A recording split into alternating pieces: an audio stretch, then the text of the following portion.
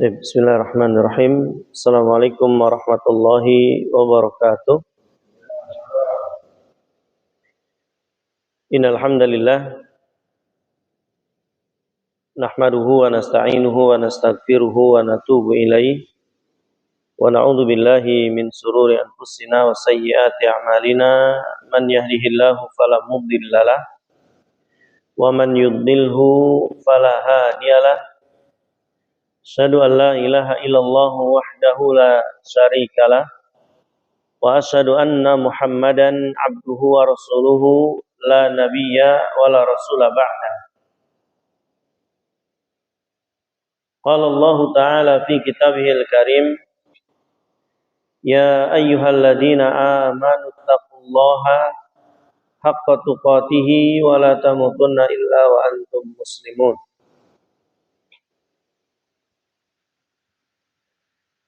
Amma ba'd, fa inna asdaqal hadithi kitabullah wa khairal hadi hadi Muhammadin sallallahu alaihi wasallam wa syarrul umuri muhdatsatuha fa inna kulla muhdatsatin fid dini bid'ah wa kulla bid'atin dhalalah wa kulla dhalalatin finnari amma ba'd.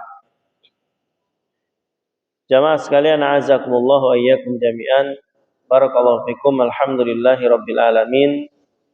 Segala puji bagi Allah Subhanahu wa taala, Rabb semesta alam. Alhamdulillah kembali memudahkan kita untuk kita bisa hadir di majelis ilmu, mempelajari apa-apa yang Allah wajibkan atas kita terutama, dan mempelajari hal-hal yang memang menjadi tambahan buat kita, berupa sunnah-sunnahnya, berupa hal-hal yang memang bisa menambal sesuatu yang bolong dari wajib-wajib yang kita lakukan. Maka alhamdulillah di malam hari ini kembali Allah pertemukan kita di suasana yang alhamdulillah cerah, ya. Mungkin sudah dari pagi kita hujan, alhamdulillah tiba waktunya kita pengajian, kita di kondisi yang cerah, alhamdulillahirabbil alamin. Teman-teman semua, azakumullah, di pekan kemarin dari materi puasa yang sudah kita sampaikan, semoga masih diingat, ya, bahwa wajib atas kita melakukan persiapan sebelum kita beramal, ya. Wajib atas kita melakukan persiapan apapun yang akan kita lakukan dari sebuah kebaikan, harus ada persiapan, ya. Apa saja? Baik itu urusan-urusan yang memang sifatnya wajib ataupun selainnya. Kemarin kita sudah jelaskan bahwa dalam urusan dunia saja, ketika ada perintah dari atasan kita tentang sesuatu, lalu tiba waktunya perintah itu harus dilaksanakan, kita belum siap. Ya, apa saja, ya, memerintahkan kepada kita melakukan sesuatu dan tiba waktunya ternyata kita belum siap. Urusannya akan jadi beda. Urusannya akan jadi lain. Itu urusan dunia.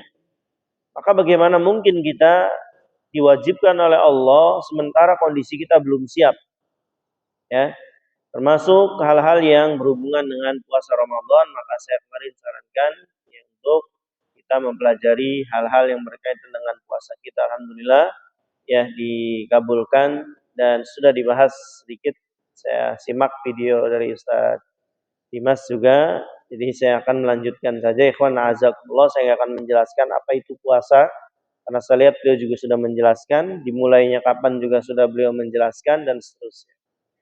Baik, ikhwan, landasan kita dalam bahas puasa ya tentu surat Al-Baqarah ayat 183, ayat 184, 185. Ini sudah dibahas belum? Al-Baqarah 183, 184 sama 185. Ada yang ingat enggak? 183-nya sudah. Yang belum setelahnya. Yang itu. Yang tentang sakit, pembagian sakit sudah? Belum. Penting ini, ya. Jangan sampai nanti cuma kesandung terus kita buka, ya. Jangan sampai cuma kelilipan terus kita buka, bahaya seperti ini. Baik, berarti kita langsung ke ayat 184 ya teman-teman, bisa dilihat di Al-Qur'an Android-nya ya. Surat Al-Baqarah 183, 184, 185. Cuman 183-nya kita sudah selesaikan, ya ini kewajiban kita melaksanakan puasa Ramadan. Ya yang mewajibkan adalah Allah, ya bukan karena perintah negara, bukan karena perintah siapapun, tapi Allah yang mewajibkan. Ya kama ya ayyuhalladzina amanu, apa kata Allah? Kutiba alaikum as-siyam. Diwajibkan atas kalian puasa. Jadi yang mewajibkan kita puasa adalah Allah Subhanahu wa taala. Kemudian jamaah sekalian azakumullah, bisa dilihat di ayat 184-nya ini tentang kemudahan-kemudahan dalam ibadah. Ya, saya sering ingatkan bahwa semua ibadah dalam Islam, semuanya pasti di dalamnya ada kemudahan. Terutama ibadah-ibadah yang berkaitan dengan tenaga dan harta. Pasti di dalamnya ada kemudahan, pasti. Ya. Contoh haji, ada tenaga, ada harta. Kemudahannya apa? Dilaksanakan bagi yang mampu. Kan gitu. Ya. Salat, ada tenaga yang dikeluarkan. Besar, bahkan untuk ruku, sujud itu berat. Bagi sebagian orang yang memang sudah sepuh atau ada penyakit di tubuhnya, terutama ruku. Ya, ruku. Ruku itu berat loh. Tenaga yang dikeluarkannya besar. Kalau sujud mungkin orang masih karena nempelnya dengan ya lutut, kaki dan tangan mungkin agak ringan. Tapi kalau ruku itu berat. Ya, gak kuat-kuat bisa nyesep ya. Tapi kan lihat, ada kemudahan dalam sholat. Orang nggak bisa berdiri boleh dengan duduk, nggak bisa duduk boleh dengan berbaring, nggak bisa berbaring boleh dengan isyarat mata. Ini menunjukkan kemudahan dalam ibadah. Ya, karena Allah tahu akan ada sebagian hambanya yang lemah dalam sholat, dalam puasa dan yang semisal. Maka termasuk kemudahan dalam puasa, yang pertama di sini kata Allah di ayat 184-nya, kalau antum lihat di situ, Allah katakan ayyamam ma'dudat. Puasa ini hanya ayyam. Apa ayyam? Hari, bukan ayam kita ya. Ayyam, ya. Ma-nya panjang atau iyanya panjang, maaf. Ayyamun. Ya, artinya hari-hari. Ya, Allah ngasih tahu bahwa puasa ini nggak sampai berbulan-bulan kok. Puasa ini nggak sampai bertahun-tahun kok, enggak. Hanya beberapa hari. Yaitu pun juga nggak seharian, ya. Ya, paling berapa sih? Kalau mulai jam 5, gampangnya lah biar ngitung. Selesai kita jam 6. Berapa jam kira-kira? 12 setengah. 13-an ya.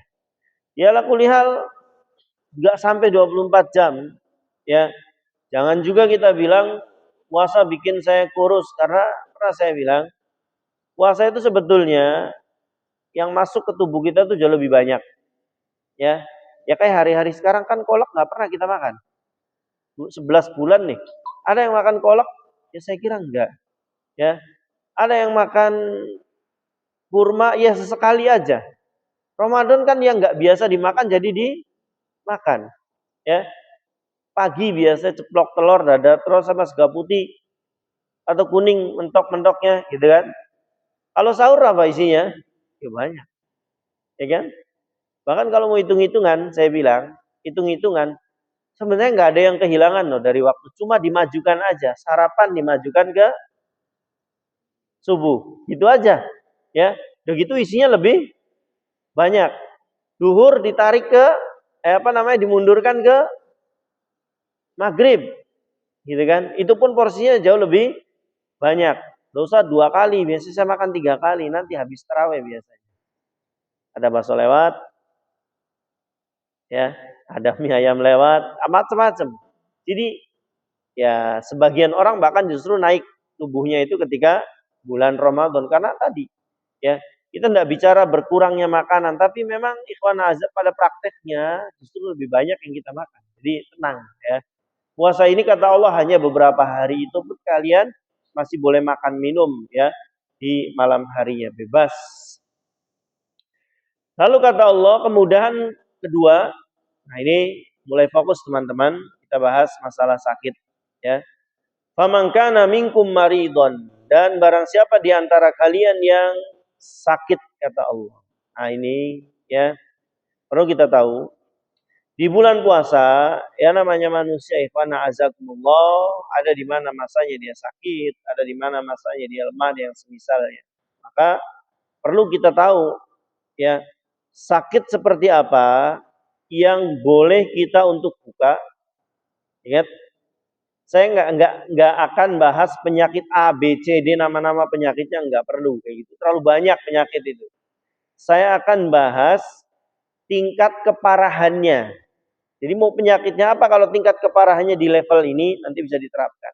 Ya, secara umum ada 3 teman-teman. Dimohon diingat ya, sampaikan ke keluarga, ke orang-orang yang kita kenal ya. Jadi ada sakit-sakit yang memang bahkan kita harus buka, haram puasa. Ingat ya, bahkan Anda akan terkena dosa kalau tetap melakukan puasa. Ini Islam, mudah dan tidak memberatkan. Toh nanti ada kodo, ada fidyah. Nanti kita belajar. Kapan orang boleh fidyah, kapan orang boleh kodo. Nggak bisa kita milih. Saya mau kodo aja lah, nggak mau fidyah. Atau sebaliknya. Dia nggak mau ganti puasa, saya mau bayar makanan aja dengan fidyah. Ya nanti dulu. Ada kriteria yang memang harus dipahami oleh kita. Baik, ikhwan. Pertama kita dari mulai yang paling ringan sakitnya. Ya. Cirinya apa sih penyakit ringan? Perhatikan nih. Cirinya satu, sakit ini kalau diajak puasa dia nggak tambah parah sakitnya. Nggak tambah parah sakitnya. Yang kedua, puasanya nggak tambah berat. Nggak tambah haus, nggak tambah capek, nggak tambah lemes. Biasa aja. Maka modelan jenis penyakit ini haram kita buka puasa. Paham? Contoh apa? Ya timbang panuan doang di tangan misalnya. Ya, kena panu dia di tangan. Sariawan atau kelilipan atau kesandung. Saya nanya, panu ini kalau kita ajak puasa tambah lebar nggak dia? Enggak. Paham? Puasa kita tambah parah nggak? Tambah haus nggak? Enggak juga. Kalau kita minum, hilang nggak panunya? Enggak juga. Maka jenis modelan penyakit yang semisal ini nggak boleh Anda buka. Paham? Apa aja? Sakit mata, kelilipan. Terus kalau minum langsung hilang debunya? Enggak juga. Kalau nggak minum tambah parah? Enggak juga. Paham? Maka modelan jenis penyakit yang pertama ini yang ringan, yang tidak berefek terhadap puasa, tidak berefek kepada penyakit, maka nggak boleh buka. Paham? Ini yang pertama. Yang kedua, ya nanti apa aja diterapkannya, ya yang ringan-ringan pokoknya. Kalau diajak puasa, penyakit ini nggak tambah berat, nggak tambah lebar. Ya, tadi orang kena pisau misalkan, kena palu, ya di dunia kerja mungkin di pabrik, ya kena cutter, ya berdarah. Tapi kalau minum berhenti nggak darahnya? Enggak juga, ya. Kalau dia paksa puasa, apa tambah parah, tambah lebar darahnya, apa namanya lukanya? Enggak juga. Nah, jenis penyakit gini ingat tidak boleh buka. Haram kita buka. Ya. Yang kedua, penyakit yang kalau dibawa puasa teman-teman, penyakitnya tambah parah. Penyakitnya tambah parah dan puasanya jelas tambah berat karena penyakitnya tambah parah. Maka jenis kedua ini Anda tidak boleh berpuasa. Gak boleh. Bahkan kalau sampai memberatkan, Anda berdosa. Islam luar biasa baiknya. Contohnya apa? Penyakit yang kalau diajak puasa tambah berat. Saya bisa ngasih contoh enggak? Hah? Sakit apa yang kalau dibawa puasa tambah berat? Katanya kalau sakit diabetes puasa tambah bagus. Penyakit lambung katanya, wallahu alam ya tentu dokter yang bisa menilai seperti ini. Ya. Apa penyakit apa contohnya? Ada yang tahu? Kalau diajak puasa, penyakit ini tambah parah dia, ya. Grade-nya naik. Mungkin penyakit-penyakit seperti dehidrasi kayaknya, ya, yang kekurangan cairan. Ya, otomatis kan dia nggak ada makan, nggak ada minum selama lebih dari 12 jam. Otomatis kadar airnya bertambah kurang. Mungkin penyakitnya naik levelnya karena dia tidak ada asupan cairan. Maka jenis penyakit gini nggak boleh Anda puasa. Dosa. Ya. Toh nanti ada qadha, ada fidyah yang nanti kita akan bahas tadi. Ya. Atau mungkin penyakit yang semisal, misalkan penyakit anemia berat, itu juga nggak bisa, ya. Dia harus minum ya vitamin tambahan, dia harus minum makan supaya darahnya normal minimal, ya, nggak tambah drop. Ya ataupun penyakit-penyakit yang lainnya yang teman-teman yang antum bisa temukan nanti cirinya gitu. Pokoknya kalau diajak puasa penyakit ini tambah parah, jangan puasa, ya. Kalau tambah parah otomatis puasanya juga tambah berat. Paham? Ini yang kedua.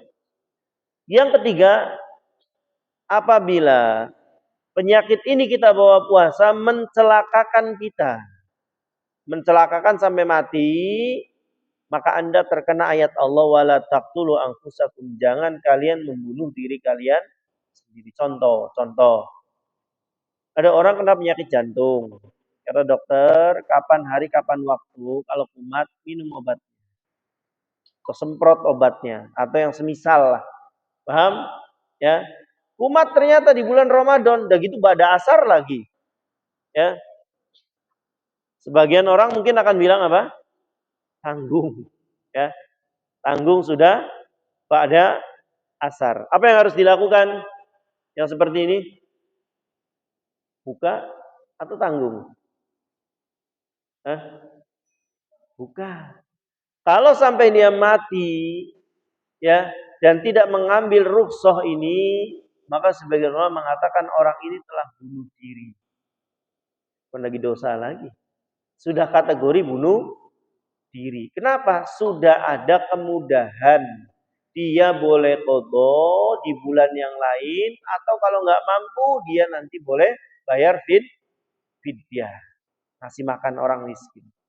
Ini Islam. Ya. Jadi ikhwan a'azakumullah, ya penyakit itu sih nanti bisa dikiaskan, bisa dipraktekkan pada kenyataannya apa saja.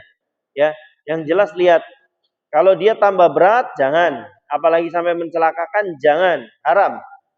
Tapi kalau penyakit ini dibawa puasa, nggak ngefek, nggak nambah berat, nggak nambah haus, nggak nambah lemes, penyakitnya juga nggak hilang. Kalaupun kita buka, sudah. Penyakit yang modelan pertama ini kita tidak boleh buka puasa. Ini kemudahan yang kedua dari Islam. Pertama tadi puasa hanya dilaksanakan beberapa hari.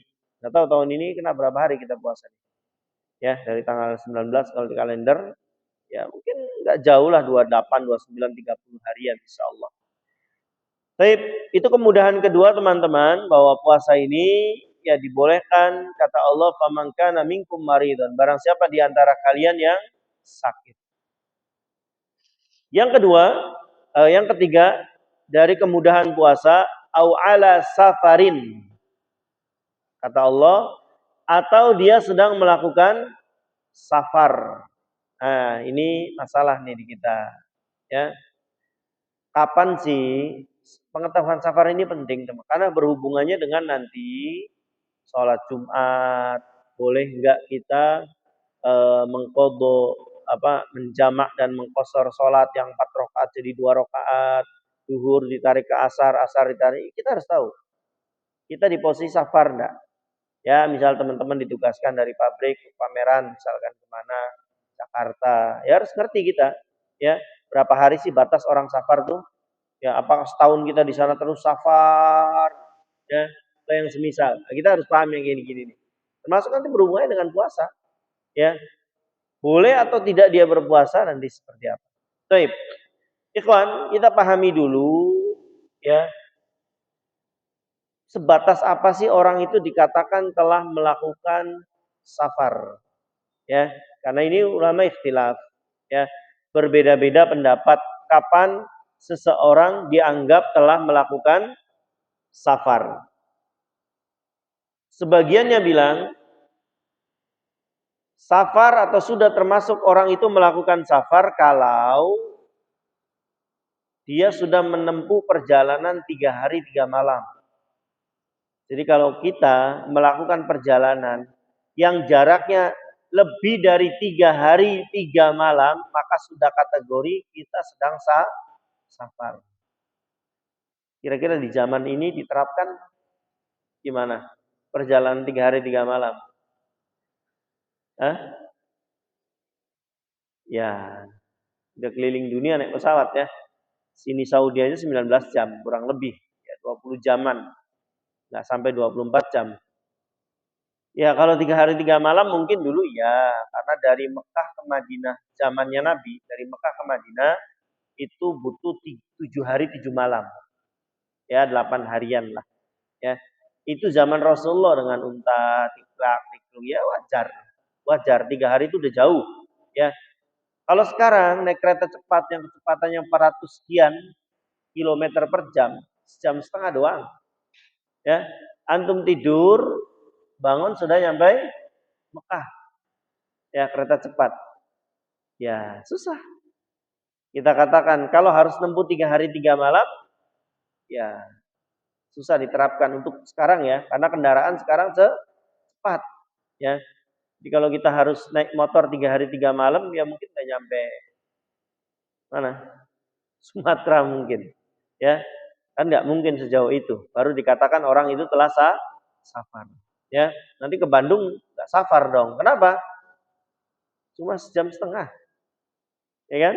Jadi, tapi pendapat ini ada. Nggak boleh kita ya tolak. Artinya ada pendapat ini. Yang kedua, sebagiannya bilang, safar ini kalau sudah lewat batas wilayah, baru dia dikategorikan orang yang sudah safar. Ya ini pun ada kendalanya. Rumahnya orang-orang yang di perbatasan, keder juga dia nanti. Ya, masa orang Beber mau safar tinggal loncat aja. Tahu nggak perbatasan Cirebon Kuningan? Beber yang ada patung apa? Itu ikan sebelumnya kan? Ya, orang kan ada yang rumahnya di perbatasan itu, masa loncat doang. Saya udah safar. Ya, boleh buka, boleh ini, enggak mungkin. Paham? Ini pun sulit diterapkan. Ya kalau dulu batas wilayah itu jauh-jauh banget.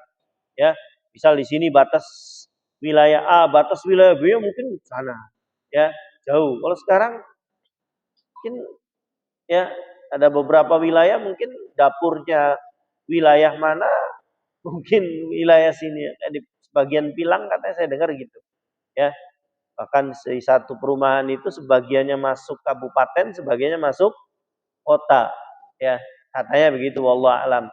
Ya itu aja kan sudah agak sulit kita untuk menerapkannya. Tapi pendapat ini ada. Katanya sudah lewat batas maka kategorinya sudah safar. Yang ketiga, katanya safar itu kalau sudah ya perjalanan 85 kilo. Itu udah kategori safar. Kalau sudah 85 kilometer. Ini pun jadi masalah teman-teman. Ya 85 kilo zamannya Nabi, ya iya panas perih. 85 kilo zaman Rasulullah panas perih. Kenapa? Jadi padang pasir. 85 kilo zaman itu ya iya. Sekarang 85 kilo sekarang. Hah? 85 kilo sekarang. Ya saya dari Kedawung ke orang tua saya di Arjawinangun, balik lagi ke Kedawung udah 50 kilo. Ya, balik lagi sudah safar dong. Kalau urusannya dengan jarak. Ya, saya tiap bulan dakwah ke Brebes sana, ya lebih dari 100 kilo. Ya, nggak juga saya katakan safar. Artinya teman-teman, kalau bicaranya jarak itu harus 85 kilo di zaman sekarang juga udah susah. Ya, sini Bandung, sini Jakarta 200 kilo lebih. Ya, nah, nanti hubungannya dengan gimana kalau safarnya nggak capek, duduk manis, tidur, melek, nyampe. Orang Jakarta mau mudik ke Surabaya naik pesawat. Sejam sampailah kurang lebih. Padahal jaraknya 800 kilo. Ya, safar bukan? Nggak capek jadi ya. Nggak haus, nggak lama lagi cuma sejam. Safar bukan? Nah, inilah kita harus paham teman-teman. Dari semua pendapat ini, biar kita nggak keder, saya pribadi ngambil pendapat yang terakhir.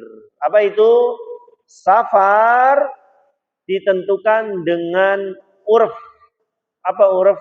Kebiasaan wilayah kita nganggap wilayah A, B, C, D dan seterusnya itu jauh tidak. Safar bukan. Paham? Bisa jadi ya kita orang Cirebon nganggap ke Brebes itu safar. Bagi sebagian orang enggak, wong saya belanja telur bolak-balik tiap hari ke sana. Bagi dia enggak safar. Bagi saya safar. Paham? Kita ke Bandung, ikhwan a'azakumullah, bukan sejam setengahnya. Bukan lebih dari 85-nya. Tapi kita orang Cirebon kalau mau ke Bandung, ya kita nganggapnya jauh. Buktinya apa? Bajunya disiapkan. Ongkosnya disiapkan. Bawa perbekalan. Menunjukkan bahwa Anda menganggap Cirebon ke Bandung itu adalah perjalanan yang jauh. Saya dari rumah ke sini nyiapin baju enggak? Enggak. Nyiapin bekal enggak? Kenapa? Karena saya enggak nganggap jauh tempat ini. Paham? Saya dari Arjawinangun ya, ke mertua saya di Kuningan, nganggap safar enggak? Enggak. Saya enggak bawa baju ganti, loyong baik. Ya, lewat Plangon, sana Madirancan, sampai ya. Karena bagi saya itu tidak jauh. Paham? Ya, saya nggak ada persiapan apa-apa, nggak bawa uang lebih, biasa aja udah. Tapi saya mau ke Surabaya, kan nggak peloyong aja. Saya siapin uang cash sekian, ya. Saya siapin perbekalannya, saya di sana berapa hari, siapin pakaiannya, kemungkinannya ini, odolnya, sabunnya, segala macam. Menunjukkan bahwa Cirebon ke Surabaya adalah jauh. Safar. Gampangannya gitu. Maka ini yang paling pertengahan. Sebab kalau kita urusannya dengan jarak tadi, keder nanti kitanya. Ya, masalah jarak 85 kilo sekarang, ya merem belum liep, belum jauh, ngantuknya aja kita udah nyampe. Ya, jadi ya susah kita terap. Maka ikhwan azakumullah, walhasil teman-teman, walhasil, ingat ya, walhasil, semua safar boleh kita buka puasa. Mau capek, mau tidak, mau haus, mau tidak, selama kategorinya lagi safar boleh buka puasa. Nggak boleh dicela teman. Misal kita perjalanan, yuk kita pameran di Jakarta sana. Misal ada 10 orang berangkat sana. Ya, nyampe stasiun Pasar Senen, 5 orang minum. 5 orang nggak boleh ngina, mau puasa juga silakan. Ya, tapi yang puasa ini nggak boleh nyerang ya, nggak. Apaan sih kamu? Nyetir juga enggak. Ya keretanya juga adem, buka puasa ini itu nggak boleh. Kenapa? Secara legalitas agama dia boleh buka puasa.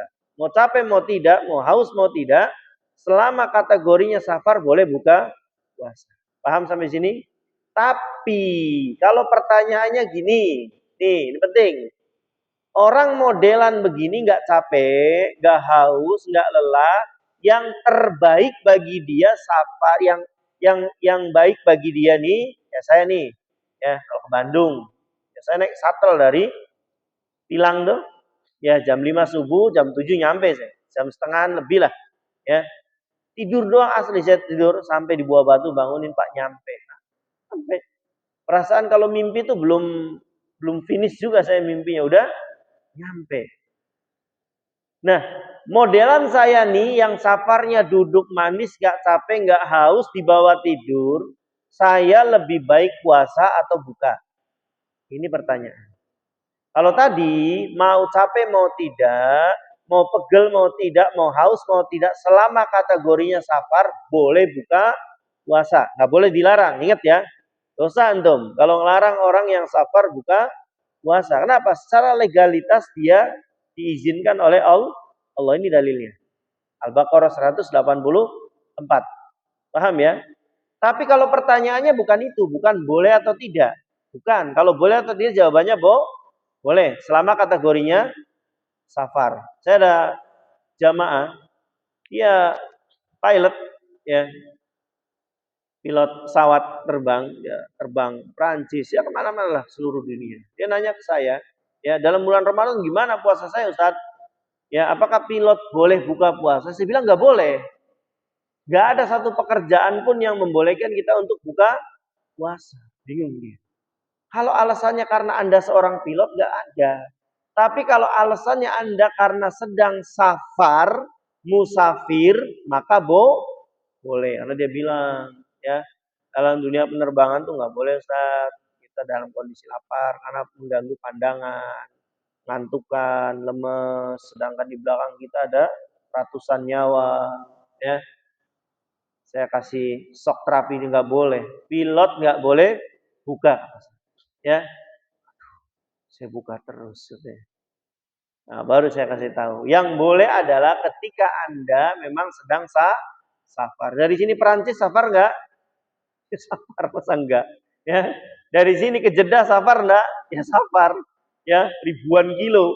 Tapi kalau alasannya karena Anda seorang pilot, ya enggak ada. Tapi kalau Anda seorang musafir sedang safar, boleh enggak? Boleh. Meskipun di kokpit adem semua, tidak ada urusan. Selama Anda kategorinya safar, tetap boleh. Paham ya? Paham. Baik. Nah, kalau pertanyaannya tadi, saya ke Bandung. Nggak capek, nggak haus, nggak nyetir, duduk manis, naik travel, ya. Ya, nggak mikirin tol juga. Lebih irit sekarang perjalanan tuh, Masya Allah. Ya, kalau nyetir sendiri mikirin tol, mikirin ini, mikirin itu. Ini 120.000 sudah sampai Bandung. Balik. Ya, murah. Nah, modelan seperti saya nih lebih baik puasa atau buka. Saya nggak capek, saya nggak haus, saya nggak nyetir, nggak. Lebih baik puasa atau buka? Monggo yang mau jawab. Harus dengan alasan ya, kalau bisa. Monggo Mas. Hah? Lanjut puasa. Alasannya Mas?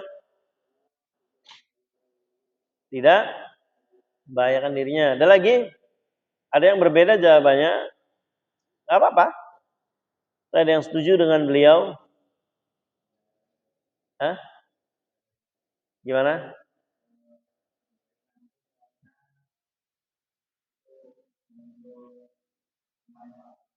Mau itu mana pahala? Terus? Gak apa-apa ya Mas. Terus apa lagi?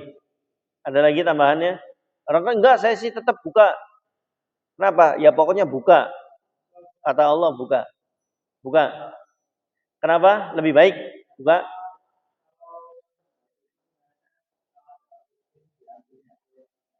Kalau ada rukhsah hal yang terbaik. Ada lagi? Ya. Betul, ada riwayat Allah suka ida kalau rukhsahnya diambil. Nanti saya jawab. Tapi ikhwana azakumullah, ya. Tidak ada yang salah, tidak ada yang benar karena dua-duanya punya pendapat masing-masing. Antum pegang pendapat yang memang ada alasannya, antum berdua pun sama. Ya. Kita bahas ikhwana azakumullah, ya. Dan jawaban ini dari salah seorang ulama yang bernama Syekh Muhammad bin Shalih Utsaimin. Beliau mengatakan, nanti saya jawab, ya, kenapa beliau berpendapat lebih baik puasa. Ya, kata saya Muhammad bin Shalih Utsaimin, untuk orang yang safar seperti ini, yang tidak ada kesusahan, tidak ada kesulitan, maka lebih baik baginya puasa. Asal tidak ada kesulitan, tidak ada ya kelelahan, dia lebih baik puasa. Kenapa? Alasannya 3, kata beliau. 1, melaksanakan kewajiban tepat waktu lebih utama daripada melaksanakan kewajiban tidak tepat waktu. Paham? Ketika saat itu dia puasa, jelas dia melaksanakan kewajiban tepat waktu. Saya nanya dulu deh, tolong dijawab. Boleh nggak kita sholat isya jam 9 malam? Jawabnya boleh atau tidak ya, nggak yang lain. Boleh atau tidak saya sholat jam 10 malam, sholat isya? Boleh. Tapi kalau pertanyaan sholat isya yang terbaik kapan? Tepat waktu. Berdasarkan hadis Nabi, as-sholatu ala waktiha. Sholat itu tepat waktu. Boleh nggak orang sholat zuhur jam 1? Ya boleh sah. Ya, jam 2 boleh sah. Kita nggak bicara sengaja. Mungkin orang ketiduran baru bangun jam 2.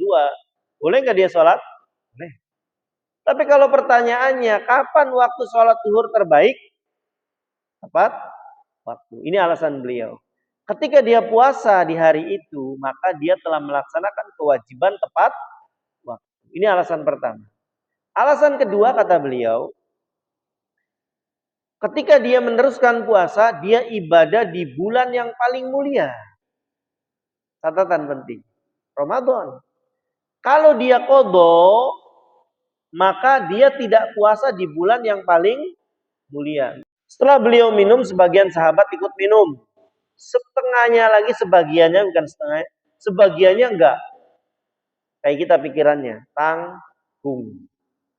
Akhirnya dilaporkan kepada sahabat oleh sahabat yang buka, ya Rasulullah, ya inan nas bakau ala saumihim. Wahai Rasulullah, itu ada yang masih puasa, enggak buka kayak engkau, enggak buka kayak kita ini. Itu harusnya ada sebagian puasa. Karena pikirnya tadi mungkin kayak kita ini, tanggung ini itu. Apa kata Nabi? Ulaikal usah. Mereka lagi maksiat. Loh. Orang puasa dibilang Nabi lagi maksiat. Puasanya maksiat? Bukan. Bukan puasanya yang maksiat. Apa? Satu, jawaban antum. Ada kesusahan tidak ngambil rukhsah. Ada kemudahan tidak diambil, malah mempersulit diri sendiri. Ini tadi jawaban antum. Ya. Kalau dia susah dalam perjalanannya, harus diambil rukhsah ini. Tapi kalau nggak ada kesusahannya, duduk manis, nggak capek, nggak haus, nggak pegel, ngapain rukhsah diambil? Paham? Kita udah di masjid nih. Kita anggap lagi safar semua nih. Kita lagi di Jakarta sekarang. Karena kan maghrib, ya. Kita udah sholat maghrib. Terus hotel kita di situ tuh. Saya mau ambil rukhsah aja lah. Kenapa? Perjalanannya jauh dari hotel ke masjid. Loh, di situ kok. Susahnya apa? Paham? Maka orang begini lebih baik sholat di sini berjamaah dan lengkap. Kenapa? Tidak ada kesusahan di dalam. Kurang lebih gitu. Kalau nggak ada kalau nggak ada kesusahan, ya buat apa rukhsah ini diambil? Tapi boleh ya, ingat ya, nggak boleh dicela orang-orang yang buka puasa dalam kondisi safar. Kalau bicara boleh, boleh. Mau capek, mau tidak, mau haus, mau tidak, selama kategorinya safar, boleh buka puasa. Ingat, tapi kalau bicaranya mana yang terbaik, maka jawabannya tadi, puasa lebih baik. Tapi bagi orang sakit, bagi orang safar, kata Allah, fa'iddatun min ayyamin ukhar. Ya, ganti pada hari yang lain atau biasa kita sebut dengan apa? Qadha puasa. Pertanyaannya teman-teman, kita ini nanti masuk bulan Ramadan insya Allah, lalu kita masuk bulan Syawal. Di bulan Syawal itu ada puasa. Puasa apa? Puasa Syawal. Berapa hari? 6 hari. Ada yang bisa jawab nggak? Mana yang didahulukan? Puasa qadha dulu atau Syawal dulu? Sawalan dikit, tak qadha dikit. Yang batal misalkan. Ada batalnya. Perempuan atau kita lagi safar sakit di bulan Ramadan. Ketika masuk bulan Syawal, kita ada sunnah puasa Syawal. Mana yang didahulukan? Qadha dulu atau Syawal dulu? Kalau digabung nggak boleh ya. Saya sekalian aja Ustaz. Qadha dan Syawal nggak bisa karena yang satu hukumnya wajib, yang satu hukumnya sunnah. Ya. Kita nggak bisa sholat subuh digabung dengan sholat duha sama-sama 2 rakaat, nggak bisa. Kenapa? Satunya wajib, satunya sunnah. Qobliyah dengan sholat subuhnya misal, qobliyah subuh dengan subuhnya sama-sama 2 rakaat, gabung aja lah niatnya. Saya niat sholat wajib dan niat sholat sunnah subuh, nggak bisa. Kenapa? Satunya hukumnya wajib, satunya hukumnya sunnah. Paham? Kembali ke pertanyaan tadi. Ingat kalau digabung nggak boleh. Jadi pilih jawabannya. Qadha dulu baru Syawal atau Syawal dulu baru qadha? Monggo. Inilah bahasan fikih itu rame, beda kayak akidah. Kalau akidah tuh nggak boleh ada yang berbeda. Yang mengatakan Allah dua, satunya pasti sesat. Paham? Kalau ada yang mengatakan Nabi bukan Nabi yang terakhir, dia pasti sesat. Kalau akidah. Yang mengatakan sholat itu ada 6 waktu, pasti sesat. Ya, tapi kalau fikih nggak boleh. Ya, kalau fikih nggak boleh. Nggak boleh kita saling mencela.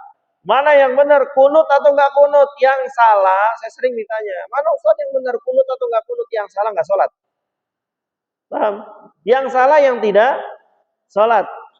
Sama kayak saya bismillah.